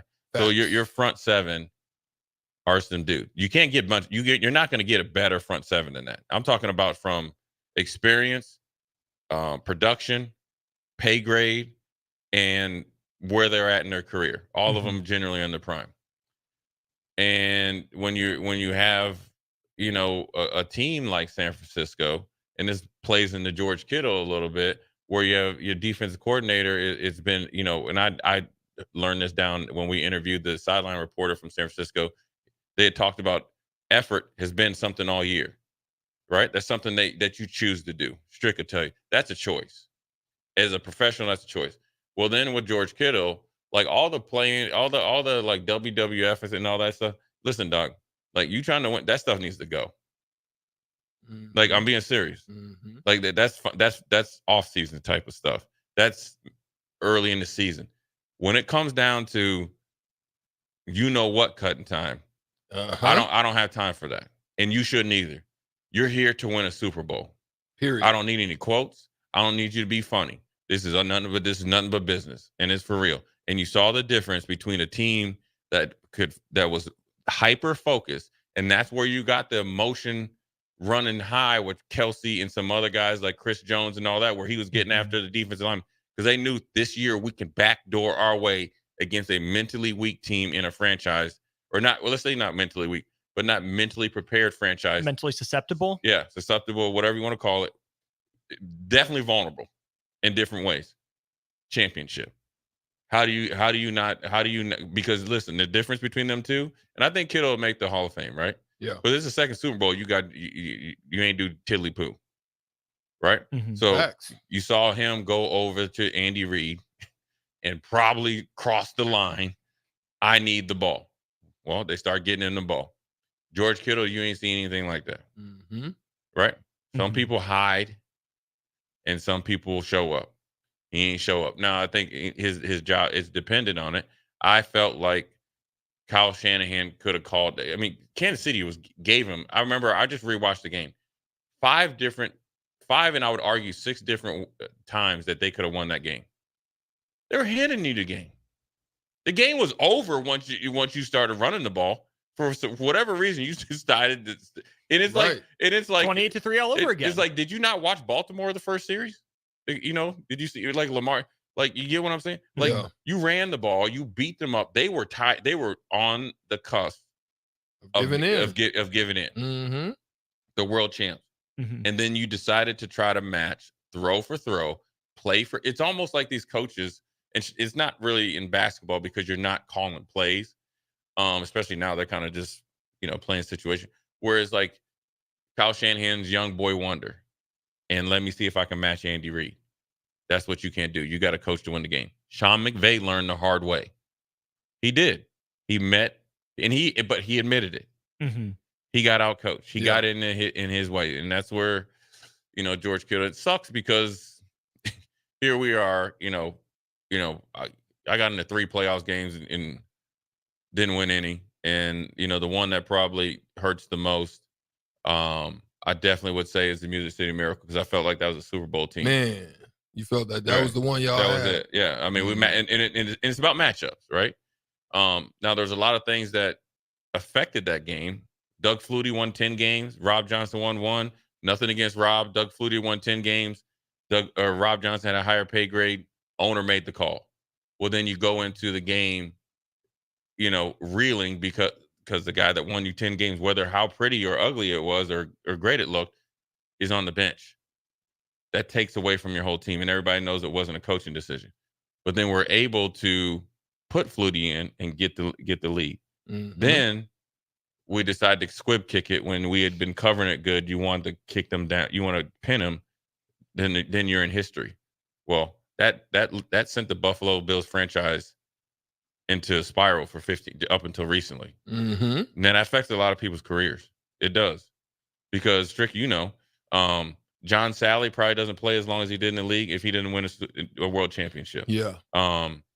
He's still a great player. I would tell you this: Willie McGinnis, who I think is probably a Hall of Famer, probably doesn't get those extra years in Cleveland, those 4 years in Cleveland without the Super Bowls, and then also without Romeo Crennel going there.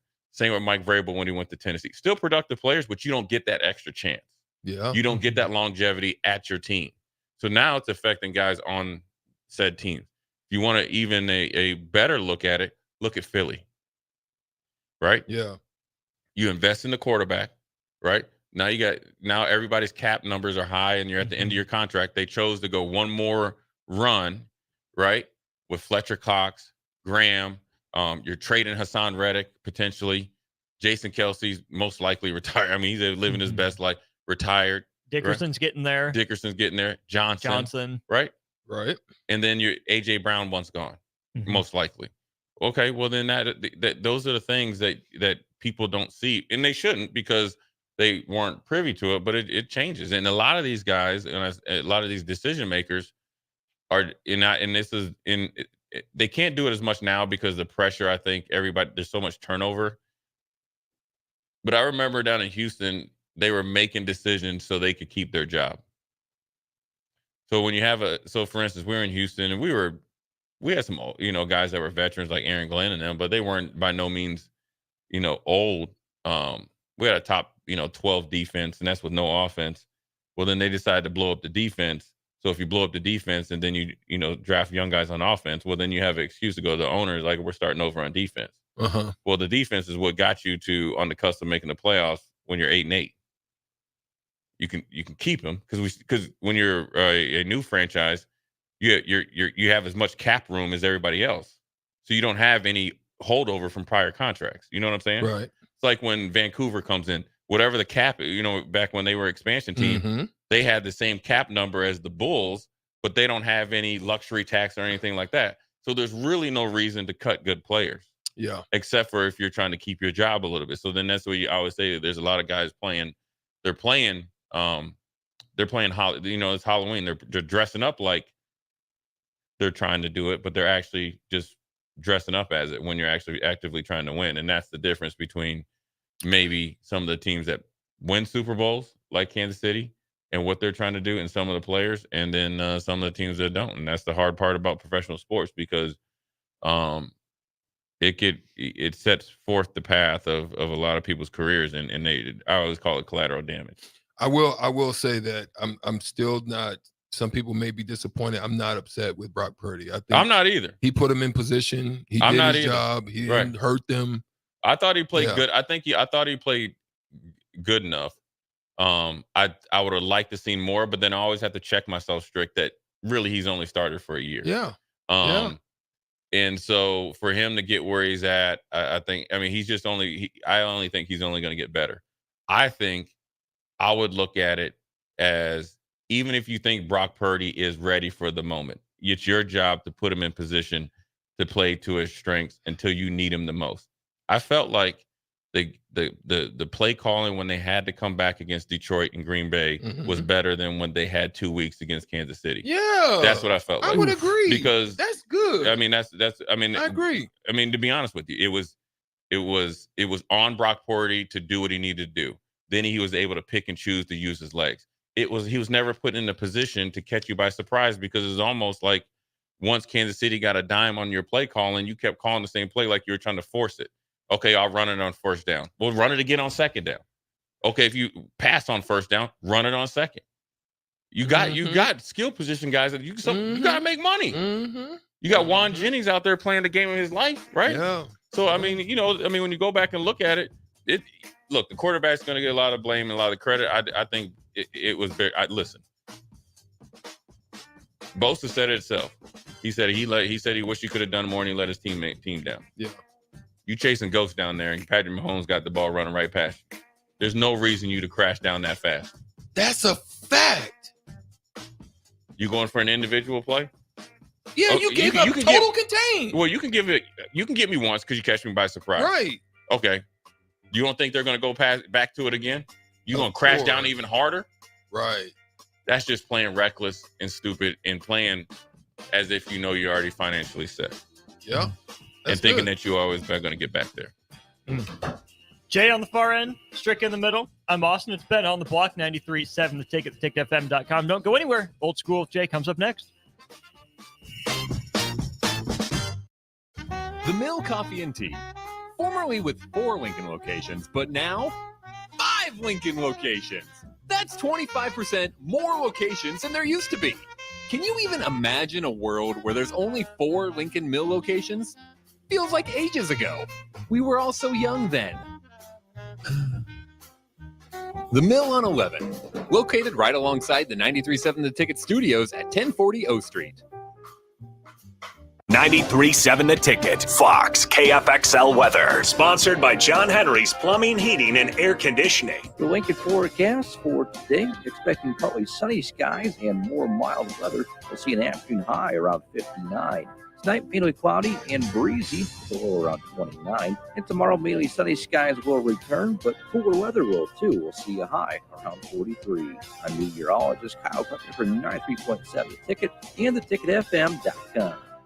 Hi, Sean Callahan here for Coppell Chevrolet GMC, and we have some really big savings for you right now. Our new crossover sale is underway. New Terrains, Equinoxes, and Trailblazers starting at $23,290. That's right, $23,290. Also, we've continued our huge Sierra and Silverado truck sale with over $10,000 off new pickups. You heard right, over $10,000 off list. Coppell truly has a small-town feel with big city deals. We're right down 144th Street or at CoppellCars.com. Stock numbers G260980 and C119824. Junior Achievement at Lincoln inspires and prepares today's young dreamers to be tomorrow's goal breakers, leaders, and things we haven't even imagined yet. Help more kids while having a great time at the JA Bowl-a-thon. Sign your team up and raise money to ensure the educational programs focused on financial literacy, career readiness, and entrepreneurship are